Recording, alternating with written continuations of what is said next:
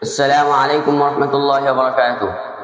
الحمد لله وحده، والصلاة والسلام على من لا نبي بعده.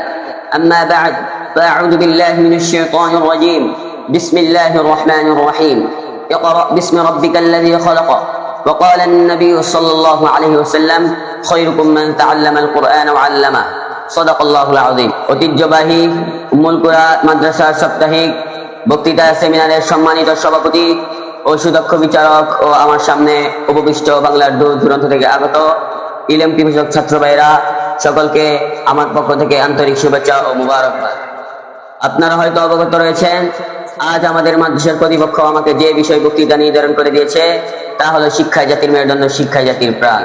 তো এখন আমাদের জানা প্রয়োজন, কোন শিক্ষা জাতির মেরুদণ্ড ও কোন শিক্ষা জাতির প্রাণ। যেমন কবি শামসুর রহমানের শিক্ষা কি জাতির মেরুদণ্ড? হুমায়ুন আহমেদ যে শিক্ষায় শিক্ষিত হয়েছেন সেই শিক্ষা কি জাতির মেরুদণ্ড? তাসলিম নাসরিন যে শিক্ষা শিখেছে তা কি জাতির প্রাণ?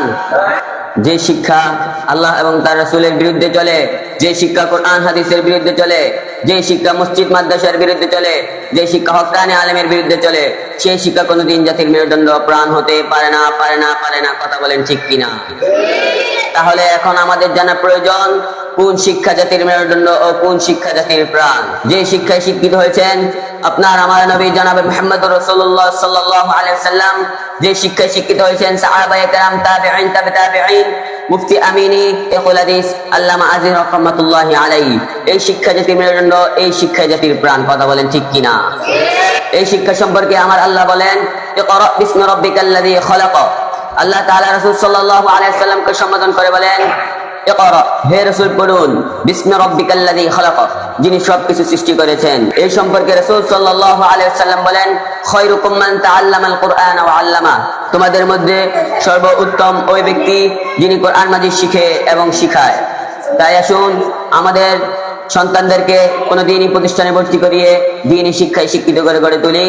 প্রিয় উপস্থিতি, আপনারা আমার জন্য, আমার মাদ্রাসার জন্য সকলে দোয়া করবেন। এই বলে আমি আমার সংক্ষিপ্ত বক্তব্য শেষ করলাম।